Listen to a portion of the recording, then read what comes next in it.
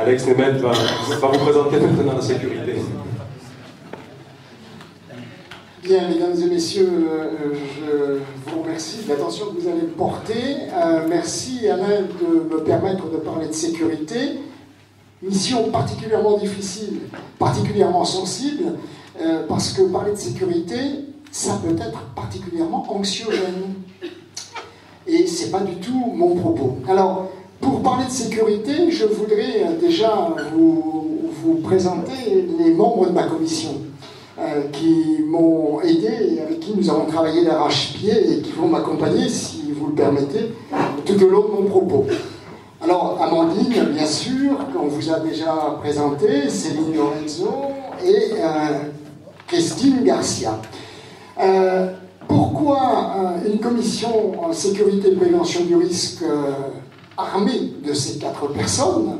Parce que votre serviteur, dans un premier temps, a assuré la sécurité publique pendant une bonne partie de sa carrière et en responsabilité, puisque j'ai terminé ma carrière, comme l'a dit Alain, comme capitaine commandant en second de la très importante compagnie d'Avignon, zone particulièrement sensible s'il y en est. Et puis, rien de mieux à la commission sécurité que d'avoir une personne chargée de prévention et de risque, et de sécurité et de prévention du risque, pardon, d'une avocate, parce que qui mieux que les avocats connaît les victimes et l'impact de la délinquance sur les victimes, les enquêtes de victimisation, je peux vous dire que c'est un petit peu plus fiable que les statistiques de la délinquance. Et enfin, une enseignante qui connaît parfaitement les rouages et le fonctionnement de son ministère et qui nous a été d'une aide particulièrement importante pour pouvoir travailler sur la nécessaire sanctuarisation des abords des établissements scolaires. Ça, c'est une notion extrêmement importante qu'il ne faut pas que l'on perde de vue. Voilà. Donc, je vais soit vous inviter à rester avec moi, debout, ou à rejoindre vos places, c'est comme vous préférez. Je pense qu'il faut mieux qu'elles rejoignent leur place, parce que quand je parle de sécurité et de prévention du risque, je suis particulièrement prolixe, et je suis capable de tenir l'assistance 2 à 3 heures. Qu'est-ce que vous en pensez? Non, on ne va pas faire comme ça. Bien. Donc, la prévention, la sécurité, la prévention du risque, ça a une importance, et c'est un petit peu, tiens, j'aimerais bien faire une métaphore, c'est un petit peu comme les assurances. On a un véhicule, et puis l'assurance, finalement, on se dit que c'est pas si utile que ça, parce que finalement, on est un bon conducteur, et puis on décide de s'assurer un minima, et quand le sinistre parvient, quand il survient, c'est plus du tout la même chose. Et là, on regrette de ne pas avoir prévu d'avoir une assurance un petit peu plus performante et d'avoir une assurance qui nous permette d'être bien indemnisés et de pouvoir passer ce cap de la victime que nous avons. Et bien la sécurité, c'est la même chose. La sécurité, tant qu'on a une délinquance qui se situe dans la moyenne locale, départementale, régionale, on se dit que tout va bien. Quand on examine la sécurité au travers d'un seul item, par exemple le cambriolage, tiens, réunissons-nous une fois par an, 2 fois par an, parlons du cambriolage, et examinons que l'an dernier on en a eu, je ne sais pas, je vais dire une bêtise, 10, 15, et puis cette année on en a 9 ou 14, mais c'est en baisse, les statistiques sont bonnes. Oui, mais sauf que la délinquance, est la horreur du vide. Et vous savez, le délinquant, c'est un petit peu comme la mauvaise herbe. Si vous traitez votre jardin, vous retirez les mauvaises herbes, et puis si vous abandonnez la partie que vous avez traitée et que vous passez pendant quelque temps à une autre zone de votre jardin, ben la mauvaise herbe revient. Donc la délinquance et la sécurité, c'est quelque chose qui se prépare aujourd'hui pour qu'elle soit efficace demain. Et ça, il ne faut pas qu'on l'oublie. Alors, c'est la raison pour laquelle on a décidé d'examiner cette délinquance et ce risque sur la liste CARCES Ensemble et avec la Commission d'une manière pragmatique. Et nous nous sommes dit qu'il fallait immanquablement qu'on développe enfin un véritable système de vidéoprotection.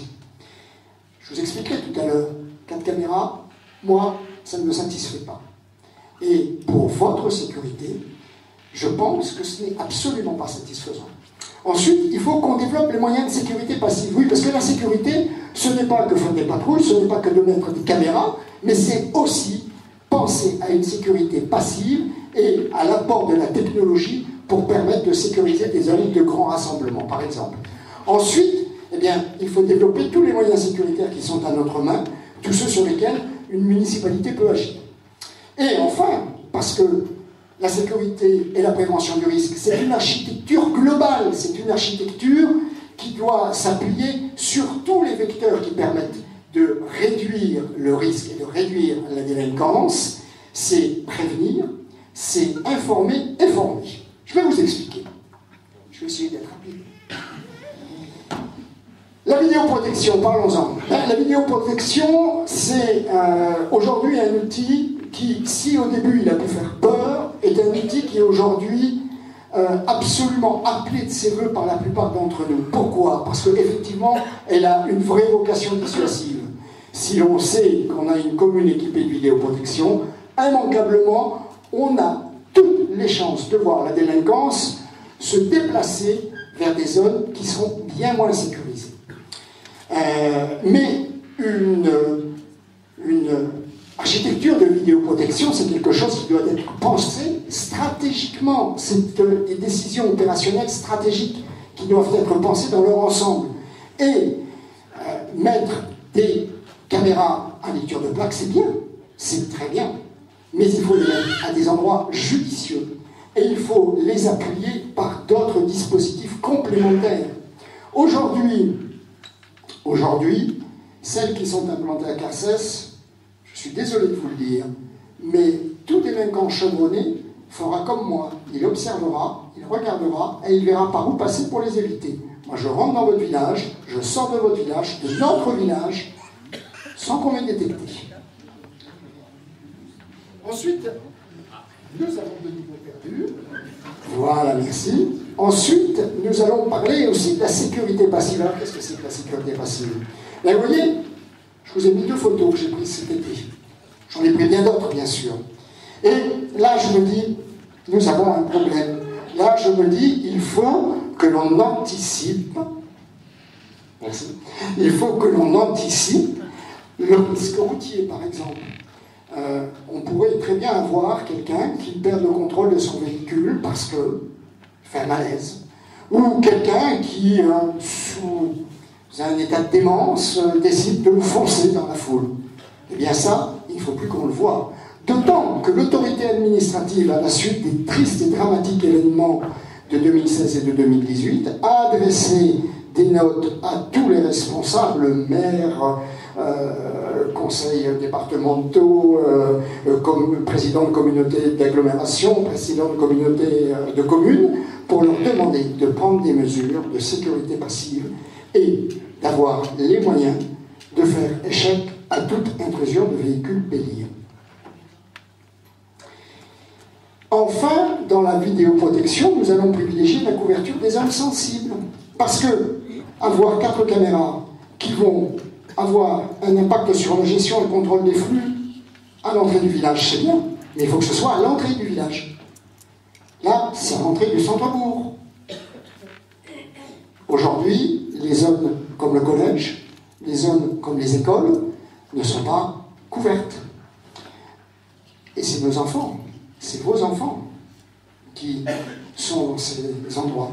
Les zones de grand rassemblement ne sont pas couverts également. Donc, il faut que l'on ait une action et une couverture sur les zones sensibles. Alors, nous considérons les zones sensibles comme les zones où on a, bien évidemment, je l'ai cité, les établissements scolaires, dont il faut sanctuariser les abords, je le rappelle, mais également toutes les zones de rassemblement. Je pense aux aires sportives, je pense aux aires commerciales, notamment les marchés et les zones où l'on aura des festivités. Ensuite, eh bien, il nous faudra bien évidemment développer les moyens et les méthodes qui amélioreront la sécurité. Vous voyez, je vous ai ici symbolisé rapidement en rouge les zones qui nous semblent absolument prioritaires de sécuriser par la vidéoprotection. Je pourrais vous expliquer ça plus en détail. Si je rentre en détail ici, je pense que demain matin, nous y sommes encore. Donc, n'hésitez pas, venez nous voir et venez nous voir à la permanence. Contactez-nous et je me mets à votre disposition et je vous explique ça en détail si vous le souhaitez. L'amélioration de la sécurité passive et la création d'une zone sanctuarisée, ben voilà, c'est assez simple. sans que ce soit anxiogène, bien sûr, il ne faut surtout pas que ce soit anxiogène, mais il faut surtout qu'on se prépare. Eh bien, il suffit d'implanter des bornes fixes et d'acheter des dispositifs qui sont démontables et qui sont déplaçables à l'envie, qu'on appelle par exemple des dispositifs comme le Bloc Access, qui est un brevet français qui a été créé par un ingénieur récent, qui a été présenté au Congrès des maires et dont beaucoup de communes se sont équipées. Alors par exemple, tiens, je pense à Cotignac. Cotignac a ce genre d'équipement. Je pense à Brasse. Brasse a ce genre d'équipement aussi. Christophe, qui m'en parlait. C'est quelque chose dont il faut qu'on se dote à Carcès.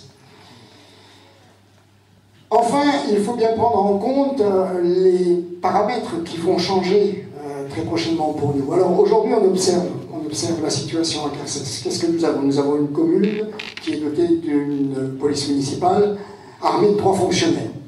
Ces locaux sont devenus exigus. On a une brigade de gendarmerie qui est appelée à nous quitter, malheureusement. Dans un temps très proche, je pense, tout état de cause, elle nous quittera. Je rappelle que la nature a horreur du vide. La gendarmerie se déplace. Si on n'a pas suffisamment sécurisé et pris des précautions avec la vidéoprotection, par exemple, eh bien, nul doute que la délinquance affluera chez nous. Mais encore, je ne veux pas vous alarmer, être anxiogène. C'est uniquement de la prévision. Ensuite, pas de protection aujourd'hui de zones sensibles, je l'ai dit, je l'ai expliqué. Et aujourd'hui, un délinquant chevronné va pouvoir venir dans les quartiers en périphérie de ville, y commettre des cambriolages, des escroqueries, sans qu'on le détecte. Hein. On n'a pas de système de vidéoprotection aux entrées et aux sorties des villages. On les a dans le centre-bourg, je le rappelle. Et puis, on n'a pas d'action de prévention, ou très peu.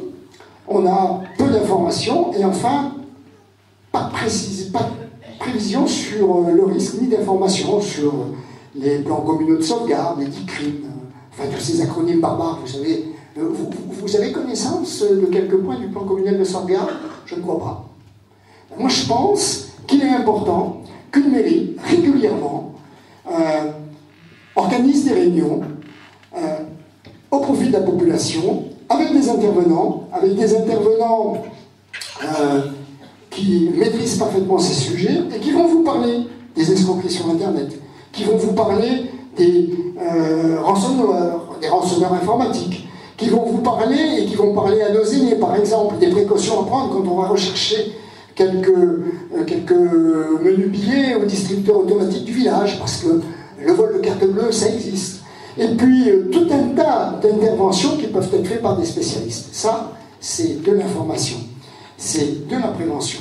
Et puis, il faut qu'on vous informe régulièrement, c'est notre rôle, sur l'état de la délinquance dans notre commune. Si la délinquance n'augmente pas, tant mieux. Si elle augmente, il faut que vous connaissiez ces modes d'action, il faut que vous le sachiez, afin que vous puissiez prendre toutes les précautions d'usage, et voire même qu'on vous conseille les précautions à avoir. Alors, nous avons bien sûr un dispositif voisin vigilant, eh bien, il faut qu'on améliore, il faut qu'on intervienne sur ce dispositif, mais il faut également qu'on produise des réunions sécurité plus fréquentes.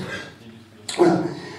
Je ne vais pas m'étendre plus avant, je veux simplement vous dire que c'est un sujet sensible, c'est un sujet dont il faut parler, c'est un sujet dont il ne faut pas avoir peur, et qu'une municipalité, pas forcément avec beaucoup de moyens, peut avoir une action proactive pour améliorer la sécurité. Voilà, j'espère que je n'ai pas été trop long, et je vais passer la parole, bien sûr, à la prochaine commission. Merci de votre attention.